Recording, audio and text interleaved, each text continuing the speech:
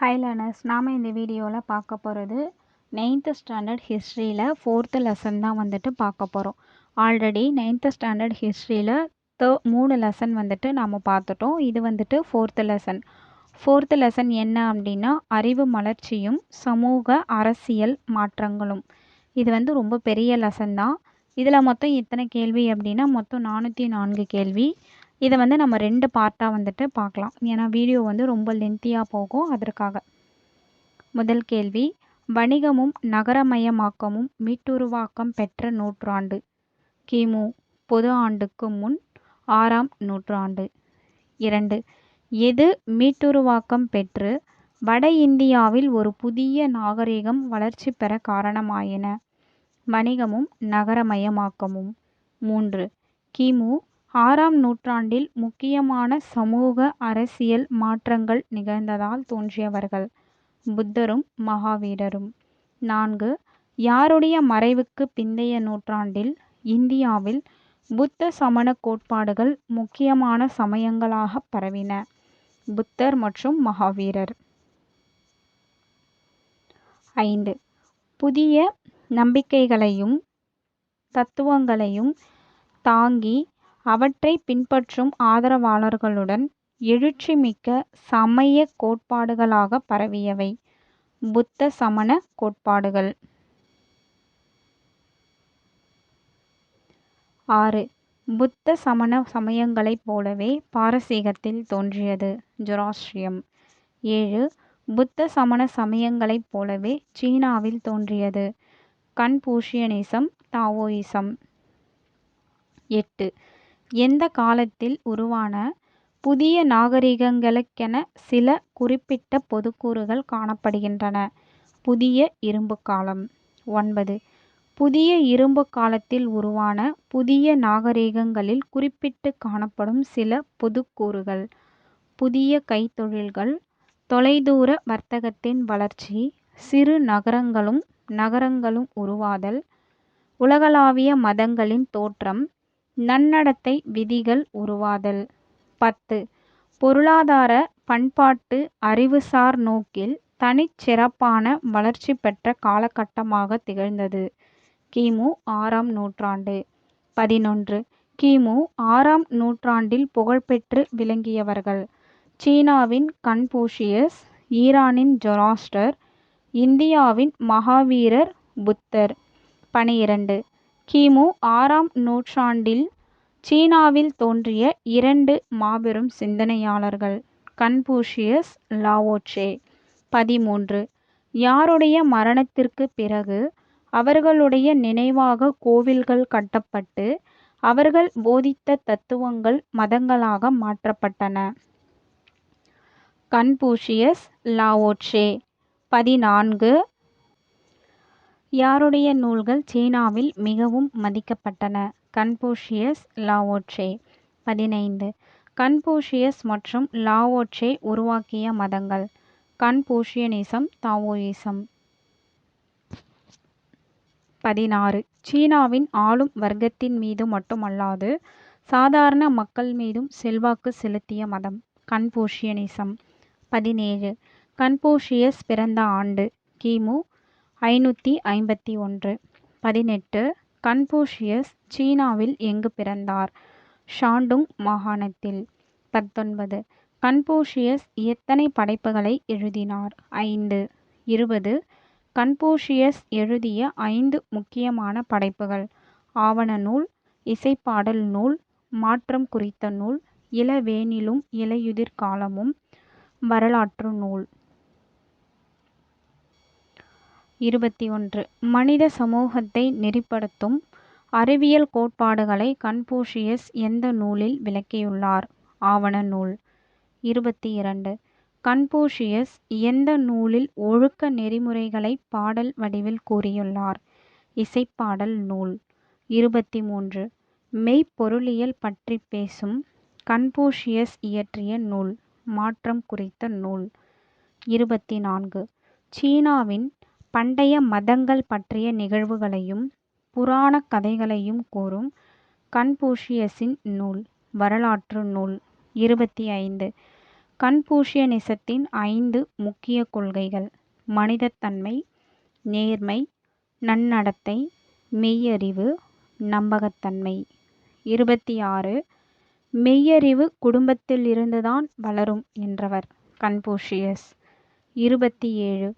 ஓர் ஒழுக்கமான குடும்பத்தின் கட்டுப்பாடு மிக்க தனிநபர்தான் சமூகத்தின் அடித்தளம் என்றவர் கன்பூஷியஸ். 28. மேன்மையான மனிதர் என்பவர் வெறும் அறிவாளியாகவோ அறிஞராகவோ மட்டும் இல்லாமல் முன்மாதிரியான நடத்தை கொண்டவராகவும் இருக்க வேண்டும் என்று கூறியவர் கன்பூஷியஸ். 29.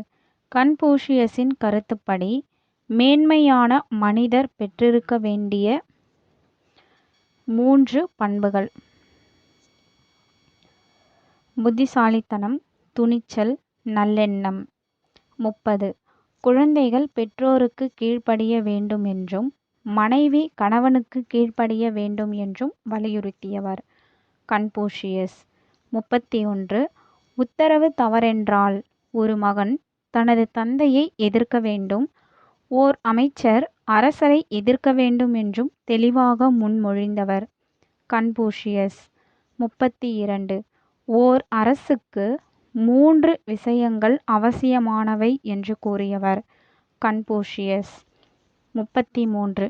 கன்பூஷியஸின் கூற்றுப்படி அரசின் அவசியமான 3 விஷயங்கள்: நாட்டில் போதுமான உணவு, போதுமான இராணுவ தளவாடங்கள், மக்களுக்கு தம் ஆட்சியாளர் மீது நம்பிக்கை. 34. கன்பூஷிய காலத்திற்கு முந்தைய தத்துவ ஞானிகளில் தலை சிறந்தவர் லாவோட்சே. 35. லாவோட்சே கன்பூஷியஸை விட எத்தனை வயது மூத்தவர்? 53 வயது. 36. லாவோட்சே பிறந்த வருடம் கிமு 604. 37.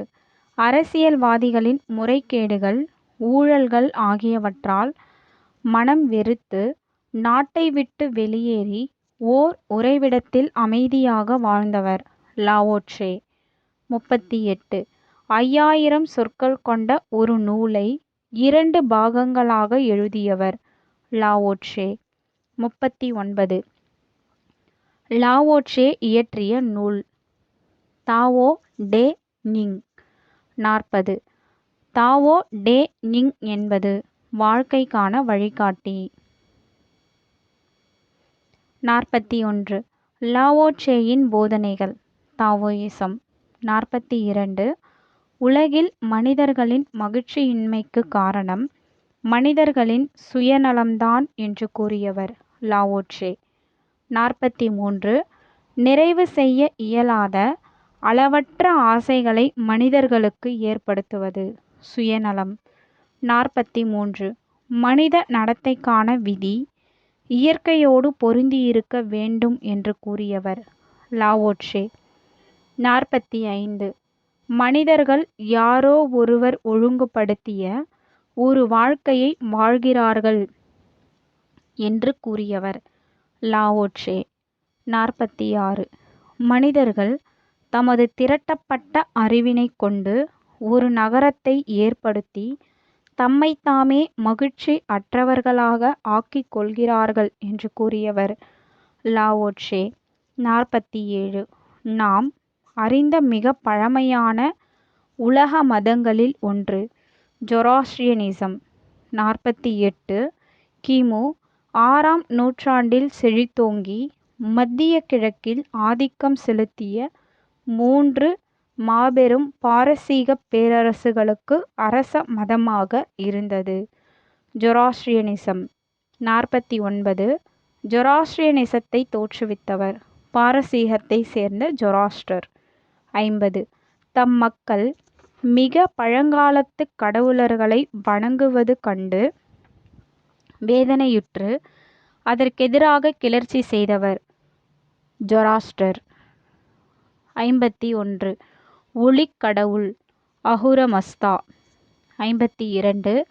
ஒளிக்கடவுளான அஹுரமஸ்தா தான் உலகின் ஒரே கடவுள் என்று பிரகடனம் செய்தவர் ஜொராஸ்டர்.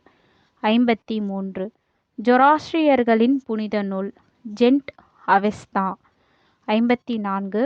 பல்வேறு காலகட்டங்களின் புனித இலக்கியங்களான பிரார்த்தனை பாடல்கள், வேண்டுதல்கள், சட்டங்கள், புராணங்கள், புனித கதைகளின் தொகுப்பு ஜெண்ட் அவெஸ்தா. 55. யாருடைய தத்துவங்களும் சடங்குகளும் வேதங்களில் சொல்லப்படும் தத்துவங்கள் சடங்குகளை ஒத்து காணப்படுகின்றன.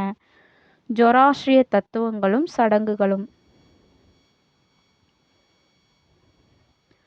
56. ஒரு மதம் அல்லது ஓர் அரசு அல்லது ஒரு சமூகத்தின் முதன்மையான நோக்கம் ஒழுக்கத்தை வளர்த்தெடுப்பதுதான் என்று போதித்தவர் ஜொராஸ்டர். 57. ஜொராஸ்டர் எதில் புனிதமாக இருப்பதுதான் மிக உயரிய மத கோட்பாடாகும் என்று கூறுகிறார். எண்ணம், சொல், செயல். 58. என்னென்ன தன்மைகள் அஹுர மஸ்தாவிடம் உள்ளன என்று ஜொராஸ்டர் குறிப்பிடுகிறார். ஒளி, நல்ல மனம், நன்மை, அரசாட்சி, பக்தி, ஆரோக்கியம், இரவாத்தன்மை. 59. அனைத்தும் அறிந்தவர் அஹுர மஸ்தா. 60. சகல சக்திகளை கொண்டவர் அஹுர மஸ்தா. 61. எங்கும் நிறைந்திருப்பவர் அஹுர மஸ்தா. 62. ஜொராஸ்ட்ரிய மதத்தில் எது இல்லை? பலி, உருவ வழிபாடு. 63. ஜொராஸ்ட்ரியத்தில் கடவுளின் வடிவமாக கருதப்பட்டது தீ. 64. கடவுளின் வடிவமாக தீயை வணங்குவதுதான் உயர்ந்த வழிபாட்டு முறையாக கருதப்பட்ட மதம் ஜொராஸ்ட்ரியனிசம். 65. ஜொராஸ்ட்ரியனிசத்தில் அதிக முக்கியத்துவம் தரப்பட்டது தானம் செய்வது மற்றும் ஏழைகளுக்கு சேவை செய்வது. 66. உணவு தேவையை விட அதிகமான அளவில் பயிர்களை உற்பத்தி செய்ய அறிந்து கொண்டவர்கள் கங்கை சமவெளி மக்கள். 67. கங்கை சமவெளி மக்கள் பயிர்களை உற்பத்தி செய்ததால் மற்றொரு பகுதி மக்களுக்கு வாய்ப்பாக அமைந்தது கைத்தொழில்களை மேற்கொள்ள. 68. விவசாயிகளைப் போலவே மூலப்பொருட்களை சேகரித்து தரவும் உற்பத்தியை விநியோகிக்கவும் சிலரை நம்பியிருந்தவர்கள் கைவினை கலைஞர்கள். 69. ஆரம்பகட்ட நகரமயமாக்கல் எத்தனை விதங்களில் நிகழ்ந்தது? 2 விதங்களில். 70. ஆரம்பகட்ட நகரமயமாக்கலின் முதல் விதம் இரும்பு தொழில், மர வேலைகள் தொழில், மட்பாண்டங்கள் செய்தல், நெசவு. 71. கிராமங்களின் தனித்திறமை கொண்ட கைவினைஞர் குழுக்கள் மூலப்பொருட்கள் கிடைக்கும் இடத்திற்கு அருகில் இருந்தவாறு சந்தைகளை இணைத்தவர்கள் ஆரம்பகட்ட நகரமயமாக்கலின் இன்னொரு பிரிவினர். 72. மக்கள் ஒரே இடத்தில் குவிந்து கிராமங்கள் நகரங்களாகவும் பின் எவ்வாறு வளர்ச்சி பெற உதவியது? பரிமாற்ற மையங்களாக. ஸோ மக்கள் ஒரே இடத்துல குவிந்ததுனால கிராமம்லாம் என்ன ஆச்சு அப்படின்னா நகரங்களாக வளர்ச்சி பெற உதவி இருக்கு. 73. கங்கை சமவெளியின் சில முக்கியமான வர்த்தக மையங்கள் வைஷாலி, சிராவஸ்தி, ராஜகிருகம், கௌசாம்பி, காசி. 74. ரிக்வேதத்தை தொடர்ந்து எழுதப்பட்ட வேதங்கள் யஜுர்வேதம், சாமவேதம், அதர்வண வேதம். 75. சடங்குகளின் தொகுப்புகள் எவ்வாறு அழைக்கப்பட்டன? பிராமணங்கள். 76. ஆரண்யகங்களும் உபநிடதங்களும் உள்ளடக்கியது.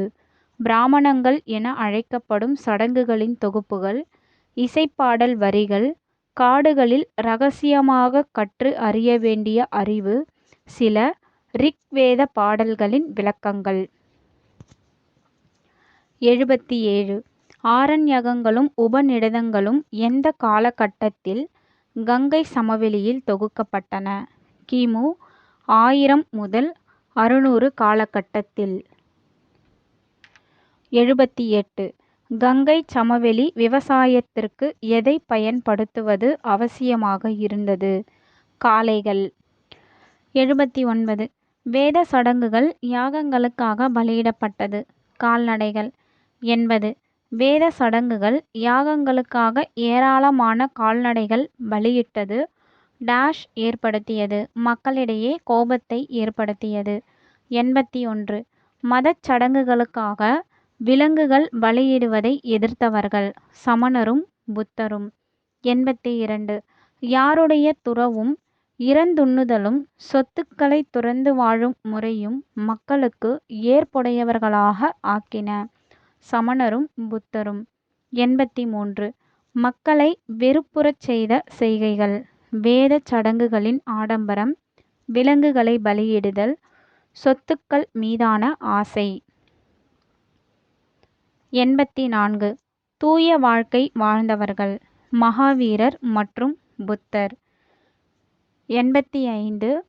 எளிமைக்கும் தன்னல மறுப்பிற்கும் எடுத்துக்காட்டாக திகழ்ந்தவர்கள் மகாவீரரும் புத்தரும். 86. புகழ்பெற்ற மகத அரசர்கள் பிம்பிசாரர் அஜாதசத்ரு. 87. புகழ்பெற்ற மகத அரசர்களான பிம்பிசாரர் அஜாதசத்ரு சமகாலத்தவர்கள் மகாவீரரும் புத்தரும். 88. வணிக நோக்கில் வளர்ந்த வடபுறத்து நகரங்கள் கௌசாம்பி குஷிநகரம் பனாரஸ் வைஷாலி ராஜகிருஹம். 89. வணிக நோக்கில் வடபுறத்து நகரங்கள் வளர்ச்சியடைந்ததால் யாருடைய முக்கியத்துவம் அதிகரித்தது? வைசியர்களின் முக்கியத்துவம். 90. வைசியர்கள் தமது சமூக நிலையை மேலும் உயர்த்தி கொள்ளும் ஆவலில் எதை நோக்கி திரும்பினார்கள்? சமணம் மற்றும் பௌத்தம். 91. வர்த்தமான மகாவீரர் எங்கு பிறந்தார்? வைஷாலிக்கு அருகே குந்த கிராமத்தில். 92. வர்த்தமான மகாவீரர் பிறந்த ஆண்டு கிமு 599. 93. வர்த்தமான மகாவீரரின் தாய் திரிசலை. 94. வர்த்தமான மகாவீரரின் தாயான திரிசலை எந்த இனத்தைச் சேர்ந்த இளவரசி? லிச்சாவி. 95. வர்த்தமான மகாவீரர் தம் இளமை காலத்தை இளவரசராக கழித்தார். 96. வர்த்தமான மகாவீரர் யாரை மணந்தார்? யசோதா என்ற இளவரசியை. 97. மகாவீரர் எப்பொழுது வீட்டை விட்டு வெளியேறி துறவியானார்? தனது 30வது வயதில். 98. மகாவீரர் எத்தனை ஆண்டு காலம் கடுமையான தவம் செய்து பல இடங்களுக்கு அலைந்து திரிந்தார்? 12 ஆண்டு. 99. மகாவீரர் துறவற வாழ்வின் 13வது ஆண்டில் டேஷ் அடைந்தார்? உயரிய ஞானம் கைவல்யம். 100. வர்த்தமானர் உயரிய ஞானத்தை அதாவது கைவல்யத்தை அடைந்த பிறகு எவ்வாறு அழைக்கப்பட்டார்? ஜீனர் என்றும் மகாவீரர் என்றும் அழைக்கப்பட்டார். 101. ஜீனர் என்பதன் பொருள் உலகை வென்றவர். 102. சமணர்கள் தீர்த்தங்கரர்களின் நீண்ட பரம்பரையில் வந்தவர் என்று கருதியவர் மகாவீரர். 103. கடைசி தீர்த்தங்கரர் மகாவீரர். 104. முதல் தீர்த்தங்கரர் ரிஷபர். 105. மொத்தம் எத்தனை தீர்த்தங்கரர்கள்? 24 தீர்த்தங்கரர்கள். 106. 23வது தீர்த்தங்கரர் பார்சுவநாதர். 107. மகாவீரர் எந்தெந்த நாடுகளில் விரிவாக பயணம் செய்து உபதேசம் செய்தார்? மகதம் விதேகம் அங்கம். 108.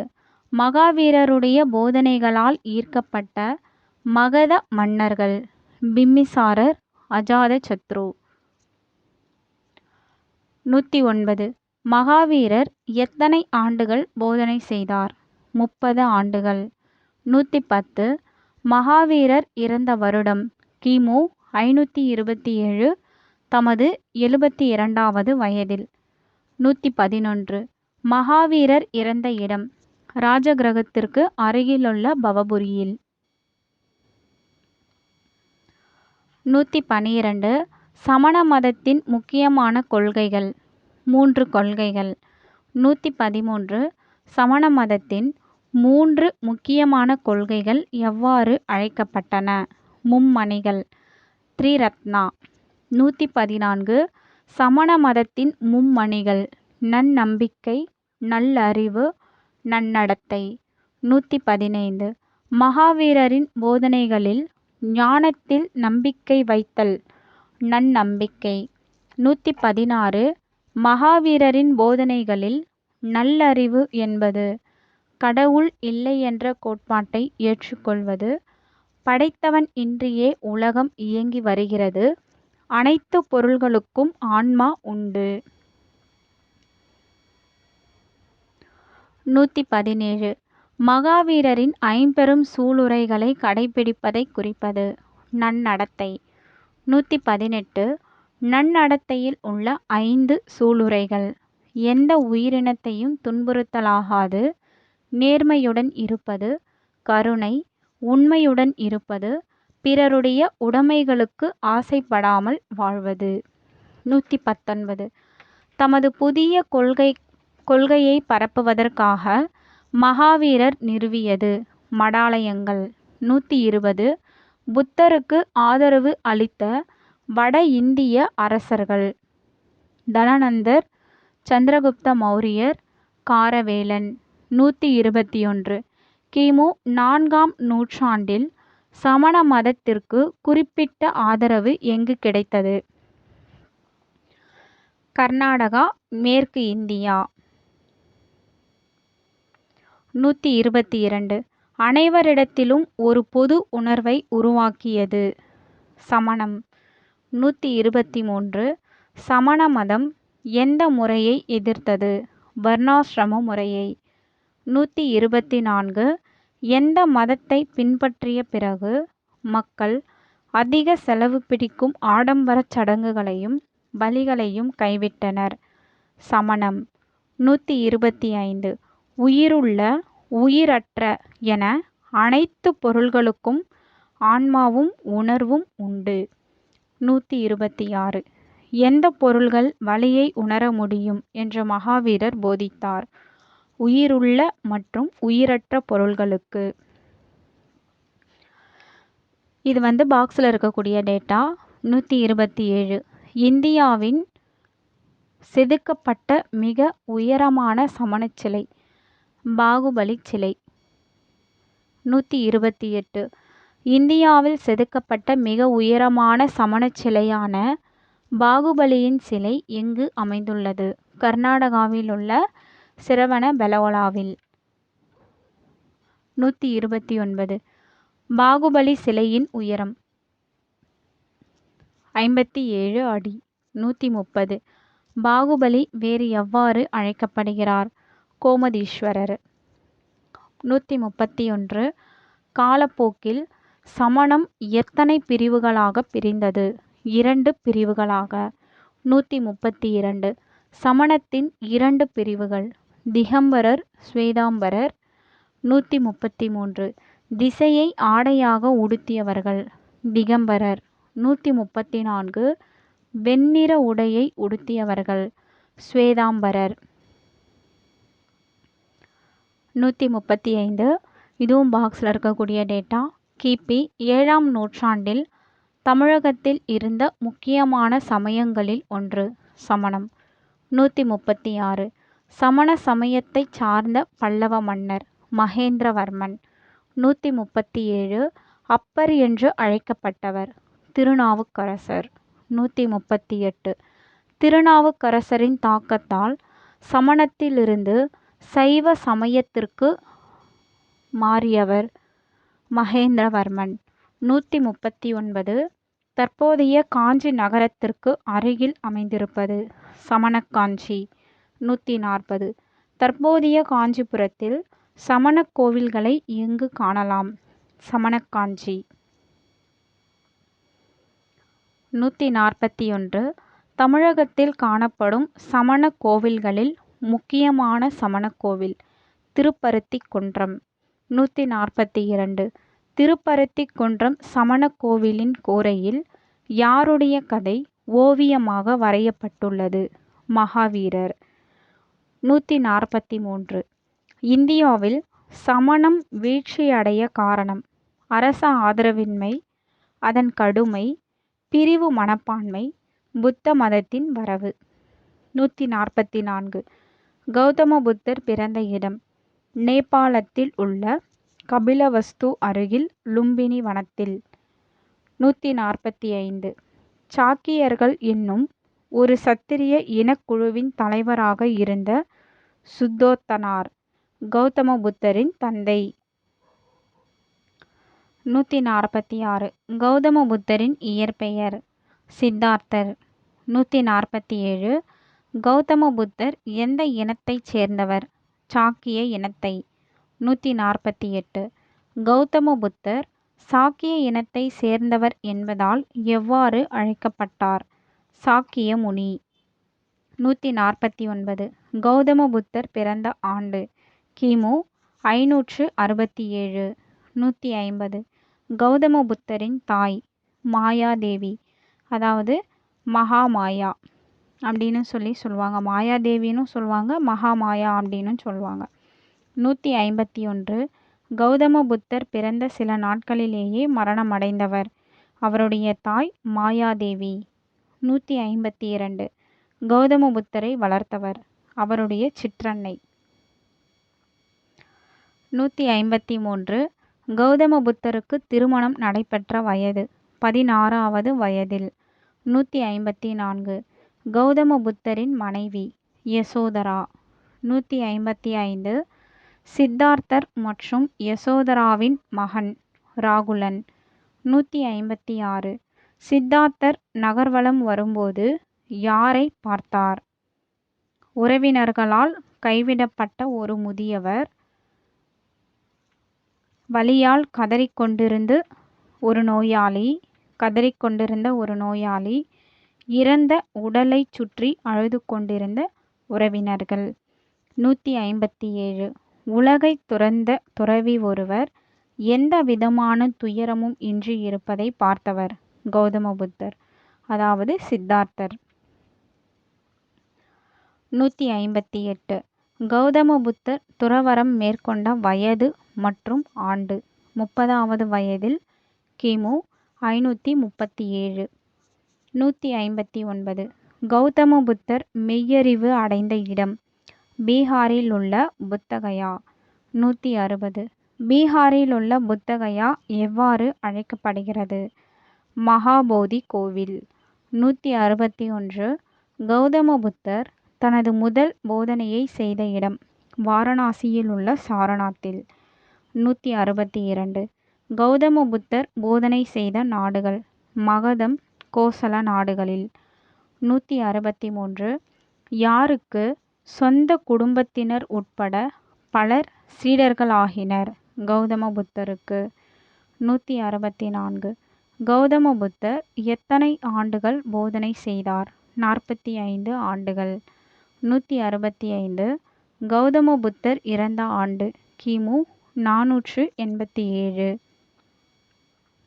166. கௌதம புத்தர் தனது எத்தனையாவது வயதில் பரிநிர்வாணம் அடைந்தார்? 80வது வயதில். 167.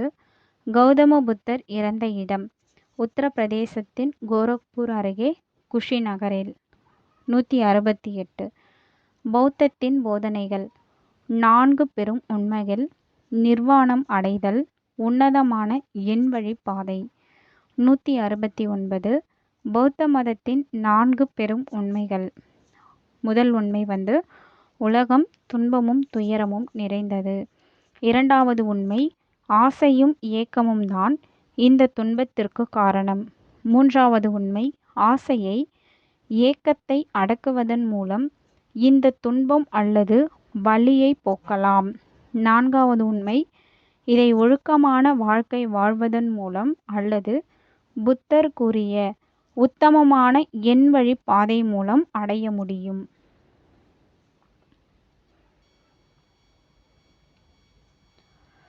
170. ஒழுக்கமான வாழ்க்கையின் மூலமும் புத்தரின் எண்வழி பாதையை கடைப்பிடிப்பதன் மூலமும் எதை எட்ட முடியும்? நிர்வாணம் அடைதல். 171. தூய மனநிலையை அடைவதற்காக புத்தர் போதித்தவை. எண்வழி பாதை. 172. புத்தரின் எண்வழி பாதை நன்னம்பிக்கை, நல்ல ஆர்வம், நற்பேச்சு, நற்செயல், நல்வாழ்க்கை முறை, நன்முயற்சி, நற்சிந்தனை, நல்ல தியானம். இதுதான் புத்தர் கூறிய எண்வழி பாதை. 173. தம்முடைய போதனைகள் இந்தியாவின் பல்வேறு பகுதிகளுக்கும் பரப்புவதற்காக புத்தர் நிறுவியது பௌத்த சங்கம். 174. பௌத்தத்தில் ஆண் துறவிகள் எவ்வாறு அழைக்கப்பட்டனர்? பிட்சுக்கள். 175. பௌத்தத்தில் பெண் துறவிகள் எவ்வாறு அழைக்கப்பட்டனர்? பிட்சுணிகள். 176. பௌத்தத்தை இந்தியாவின் பல்வேறு பகுதிகளில் பரப்புவதற்காக யார் நியமிக்கப்பட்டார்கள்? பிட்சுக்கள், பிட்சுணிகள். 177. எளிமையான துறவு வாழ்க்கை வாழ்ந்தவர்கள். பிட்சுக்கள், பிட்சுணிகள். 178. பௌத்தம் பரவிய நாடுகள். மத்திய ஆசியா, இலங்கை, திபெத், தென்கிழக்கு ஆசியா, கிழக்கத்திய நாடுகளான சீனா, மங்கோலியா, கொரியா, ஜப்பான், வியட்நாம். 179.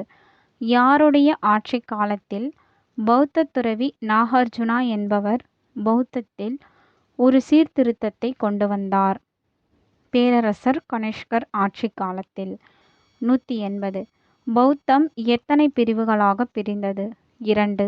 181. பௌத்தத்தின் 2 பிரிவுகள். ஹீனயானம், மகாயானம். 182. ஹீனயானம் என்றால் சிறிய பாதை. 183.